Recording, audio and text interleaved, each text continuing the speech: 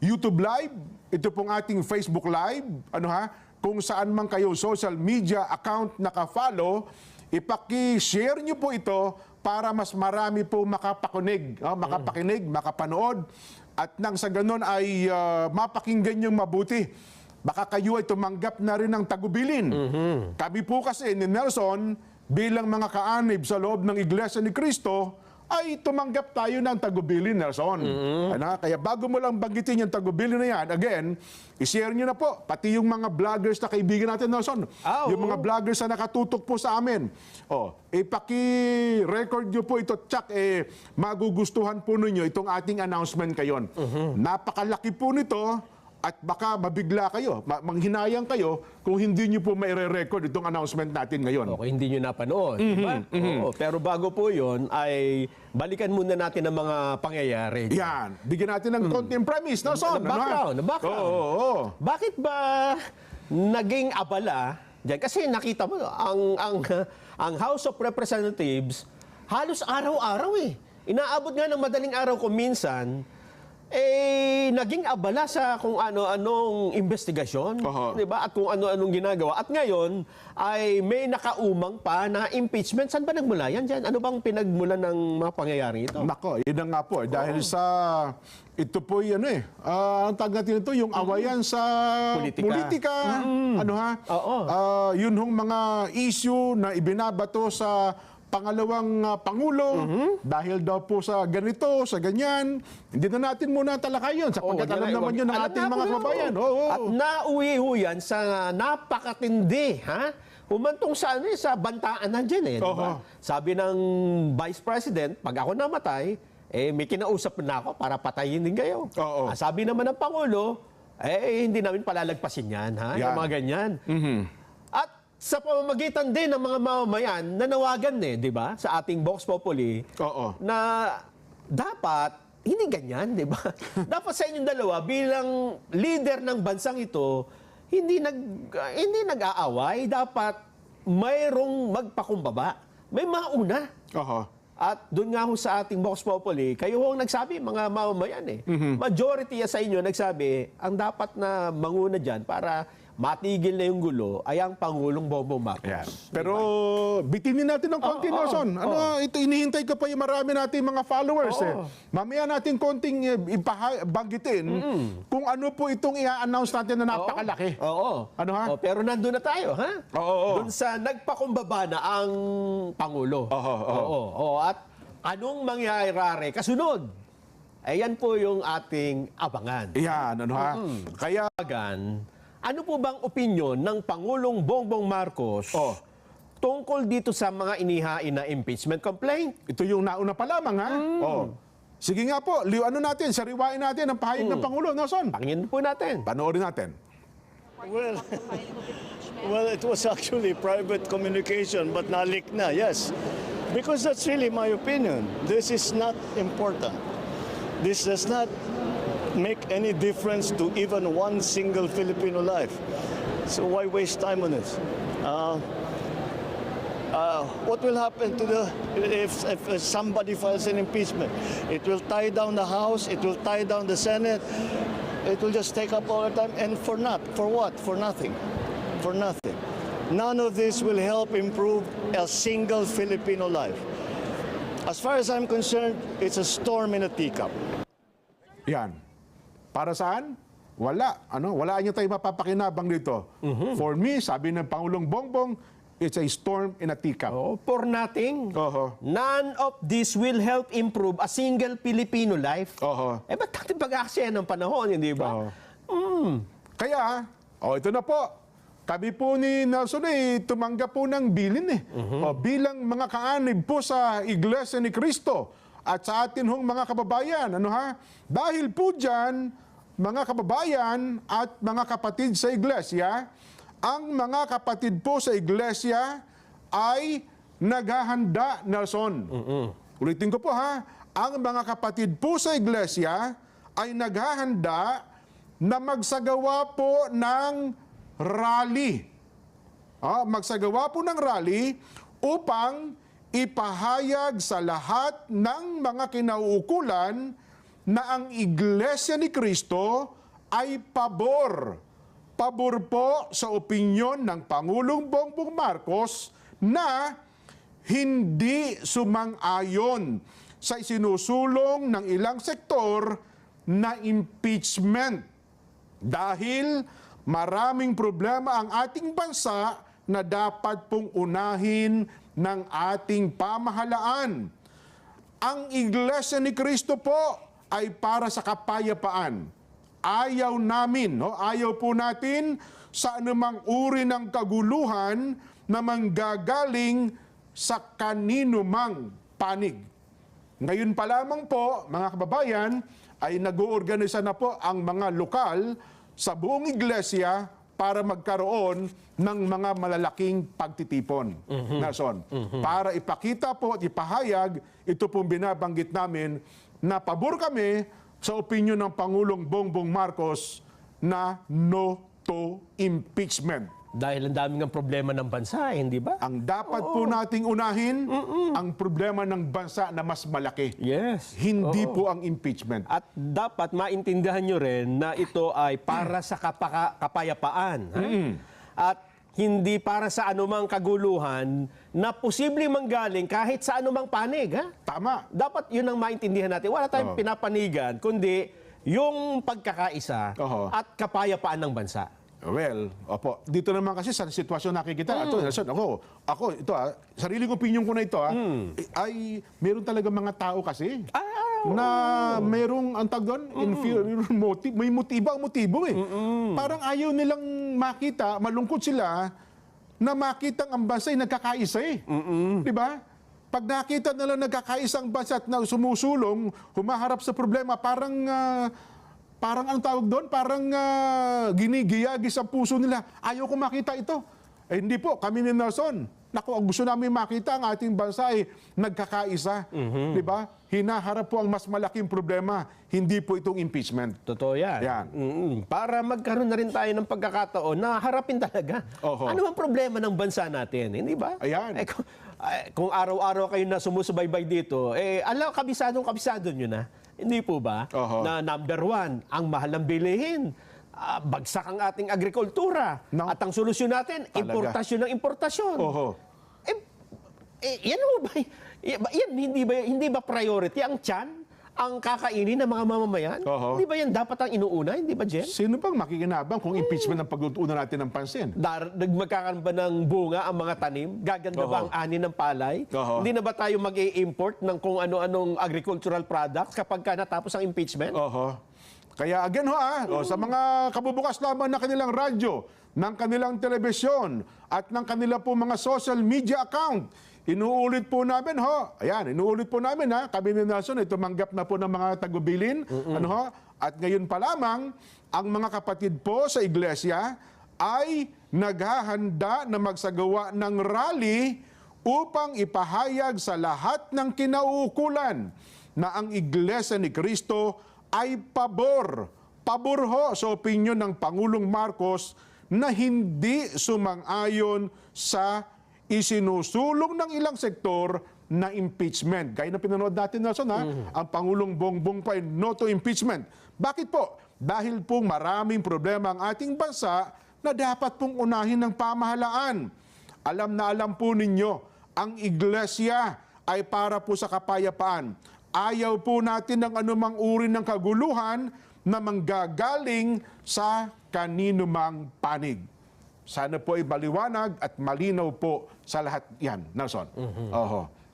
Yan po ang dapat ay palaganapin natin sa lahat ng ating mga kababayan. At sana po ay marinig din ng mga kinaukulan ng mga ahensya ng ating pamahalaan, Nelson. At alam ko, Jen, sa posisyon na yan, marami namang sumusuporta eh. Oho. At marami na rin akong narinig na nagsabing, tama ang Pangulo dyan sa sinabi niya na statement niya yan eh, na wala tayong mapapala kung pagkakaabalahan natin sa panahon ngayon ay ang impeachment. Hindi ba? Oho. Ito ang isa sa mga bagong nagpahayag ng pagsuporta dyan, ha? Oh. Dyan sa posisyon na wag nang unahin. ituloy. Wag na yan. No to impeachment, sino Oo. yan? Ito ay si Senador Jinggoy Estrada. Yan. Bagamat nanawagan po kahapon si Senate President Escudero Chis Escudero Oo. na, oy mga senador, wag muna kayo magbigay ng reaksyon tungkol sa impeachment kasi magiging judge tayo pagka yan umakyat sa atin. Pero nagsalita rin si Senador Estrada dyan ha? Ang sabi niya, meron ba tayong graphics nito? I have a previous statement before. O, mesot pa pala. O, sige, yan. papakinggan na natin. Ano bang sabi ni Senador Jinggoy Estrada tungkol dun sa opinion ng Pangulo na no to impeachment? Pakinggan nga natin. I had a previous statement before na I am against any impeachment cases. That's it. It will divide our country furthermore. Diba? What happened to when my father was impeached? When my father was impeached, gumanda ba buhay ng Pilipino? Kaya naman, natanggal yung matandang Marcos. Gumanda ba? Lalo na worsen. Yan po ang statement ni Senador Jinggoy. Aminin man natin na. So ako, anong ilang bang impeachment nasaksihan ko na? ERAP, nasaksihan ko yan. Corona, nasaksihan ko yan. Itong Sereno, pero hindi naman natuloy talaga yung... Okay, Sereno iba eh. Oo, pero di ba, nagsimula pa-impeachment na rin yun eh. Talaga po namang ang trabaho ng Senado na out of focus talaga. Yung kay dating Pangulong Erap Estrada, di ba? Nene Pimentel yung time na yun eh. Yes. May ibang takin mo, nagkagulutan dyan sa brown envelope. Oo nga. At nung binuksan yung brown envelope, Wala ano naman naman? Di ba? Kaya nga ako dyan nananawagan din sa iba. Ha? Oo. Sa mga ibang senador o ibang mga congressman, anong stand ninyo? Di ba? Dapat tumayo kayo ngayon. Ha? Kayo ba, wala ba kayong sariling paa? Oo. Wala ba kayong sariling paninindigan? Anong stand nyo sa punto na ito? Uunahin nyo pa ba yung hindi makabubuti? Ang Pangulo na nagsabi. Oo. Hindi ba kayo naniniwala sa Pangulo ninyo? Sa Pangulo ng Pilipinas na ibinoto ng ilang milyong Pilipino at pinaniniwalaan pa ng mga Pilipino hanggang ngayon? Si Senadora Amy Marcos may statement kahapon, sabi, irespeto niya naman ang Pangulo. Ayun pa. Oo. Hinahanap ko nga yung statement ni Senadora Amy na sinasabing, ano ba? Irespeto nyo naman ang Pangulong Bongbong doon sa kanyang naunang pahayag na wag nang ituloy. Hindi naman kayo minamanduhan, hindi naman kayo inuutusan eh. Di ba? Pero nagbigay ng statement ang Pangulo, dapat naman niya, irespeto natin yun. Hindi ko lang makita yung statement eh, na ito. Nasa ano na ha? Ito. Umaapila po si Senadora Amy Marcos sa mga nagpapa-impeach kay BP Inday Sara, irespeto naman ninyo. Irespeto naman ninyo kahit kaunti si Pangulong Bongbong Marcos. Sa panayam po, sinabi ng presidential sister na mismong ang Pangulo nga, hindi pabor na patalsikin sa pwesto ang Vice Presidente dahil maapektuhan lamang ang trabaho ng mga kongresista at ng mga senador. Hindi rin niya makabubuti at hindi kagaganda ng buhay ng sambayanang Pilipino ang pag-impeach kay BP Sara dahil sangkaterba pa rin po ang problemang mas dapat pagtuunan ng mga mambabatas. Ayon pa po kay Senadora Amy, may sariling mundo kasi. May sariling mundo kasi ang kanyang pinsan. Ito, pinangalanan ni Senadora Amy. Ang kanyang pinsan na si Speaker Martin. Kaya may sariling direksyon ang Kamara de Representante. Pinapayuhan po niya ang kanyang pinsan, makinig naman kay Pangulong Marcos. At isang tabi muna ang pansarili niyang ambisyon sa 2028 elections. Gayon din ang kanyang galit at hinanakit. Yun. Ang panawagan pa po ni Senadora Amy na ipagdiinan pa ng kanyang direktiba laban sa impeachment ni BP Sara dahil lumilitaw niya na may nangyayaring sabwatan.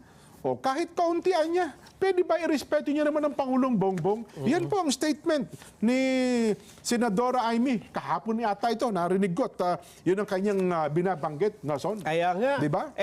Kapuna-puna naman dyan. Ito, napansin ko lang. Ha? Baka napansin din ng mga kababayan natin. Mula nang sabihin ng Pangulong Bongbong yung what will happen if somebody files an impeachment? Ano ang mangyayari kung mayroong maghahain ng impeachment sa pangalawang Pangulo? Sabi niya, it will tie down the House. It will tie down the House. Ay, tatali yung House. It will tie down the Senate. Kasi yun talagang pagluto ng lahat ng Wala trabaho, silang ginagawa. lahat ng batas na ginagawa nila, mahihinto yun, Nason. It will just take up all our time. And for what? Oh. For nothing. None of this will help improve a single Filipino life. Mula po nang sabihin niya ng Pangulong Bongbong Marcos, kailan ito sinabi dyan? Kung nagkakamali, Lunes pa ito, Friday eh. Ha? Yung no to impeachment. Oo, Parang oo, ganun. oo. Then, last Monday, doon na ano lang yun. Monday lang. Hindi, bago... Tama, Monday. Monday. Tama, Monday. Kasi Tuesday lang yun. nag-file. Oo, yes. tama. Oo. Monday. 3 araw na eh. Monday, Tuesday, Wednesday. May narinig na ba kayo na congressman na nagsabing tama yung Pangulo eh? Tama, wala kaming magagawa. Hindi ba? Meron na ba sa nagsabing, oo nga, dapat nga hindi na natin ituloy yung impeachment na yan kasi respetuhin natin ang opinion ng presidente. Oo. Presidente natin yan eh. Mukhang, ikaw ba, may nagsabi, ang narinig natin sa mga senador. Yan, oo. Senador Amy, Oo. Senador Jinggoy. Pero sa House of Representatives, kapuna-puna, kapansin-pansin, ang tahimik nyo dyan. Ang narinig ko nung isang araw, Nelson, parang yung young guns ay lumabas. Ang sabi nila, walang pinag-uusapan ang House leadership. Oo. Hindi po kasama sa kanilang agenda. Kaya nga. Ayawan ko po hindi daw kasama sa kanilang agenda ang impeachment. Paano magkaka-agenda? Yung sinabi niya, wala pa nagpapile. Pero ngayon nga po, sa kabila ng sinasabi nilang yan, mukhang yung mga bayan black. Ano ba ibig sabihin nun? Pangalawang filing na nga ngayon eh. Ha? At ang tanong kasi dyan, anong masasabi nyo? Ayan na At nga. tinatanong sila, anong masasabi nyo dun sa pahayag ng Pangulo? Iniba niya yung usapan eh. Wala sa agenda. Pero kung tanungin ka, tama ba yung sinabi ng Pangulo? Oho. Suportado mo rin ba yun? Hindi ako bilang siguro dapat maglabas ng pahayag si Speaker Martin. Ayan nga, siya nga hinihintay. Maaaring sabihin niya, mga makabayan black, kayo, miyembro kayo ng Kongreso. Kasi kung nananahimik siya, ang ibig ba sabihin ay binibigyan niya ng go signal itong mga ito? Ayun nga ang basa ng mga kasama niya. Ayun na nga. Kasi oo. tinan mo, ang tahimik nila lahat eh, di ba? Wala akong nagsalita nang nagsabi, nire-respeto namin yung opinion ng Pangulo, o sumalungat man lang nagsabi, pero trabaho namin, dapat itutuloy namin. Wala na ganun eh. At wala na nagsabing, hindi na nga namin itutuloy kasi tama, matatali tayo sa trabaho na wala namang magiging mapapala ang mga Walang Pilipino. katuturan, no? Yes. Walang, sabi nga walang kakwenta-kwentang hakbang. Oo. At alam mo ba, Jen, filing pa lang ngayon ng impeachment complaint, halos nagkakagulo na dun sa House of Representatives eh. Ayan, no? Mga miyembro ho ng bagong alyansang Makabayan at iba pa, nagtitipon-tipon din, nagsisisigaw na dun eh. So, talagang walang mangyayari sa bansa natin. Mukhang nakapasok sila doon sa loob ng di ba, session hall eh. Yun pa. Oo, hindi ba? Nako. Oo. Kaya dapat talaga may mga tumayo dito sa panig ng pagkakaisa at ng kapayapaan at sa kapakanan ng mga mamamayan. Yun na Di nga. ba? Kaya yun po ang mangyayari. Kami po ni Nelson, bilang kaanib sa Iglesia ni Cristo, mukhang kasama na po doon sa sinasabi natin na nag-oorganisa na ng mga malalaking pagkilos sa iba't ibang lugar para po isagawa ang rallying ito, Nelson. Rally po ito para suportahan, Nelson, para tayo ipahayag ang pagpabor natin sa pahayag ng Pangulo na no to impeachment. Liwanagin po natin yung bagay na yan, ha? At tayo ay hindi sumasang-ayon sa ano makaguluhan, kahit kanino pa man ito manggaling. Hindi ba? Totoo. So sana po maliwanag yan, do sa ating mga taga-subaybay at mga kapatid na nanonood ngayon sa atin. Baka sabihin nila, Jen, Nelson, wala pa kami. Kung nasa malalayong lugar po kayo, malamang darating din po sa inyo yung bili na yan. Do sa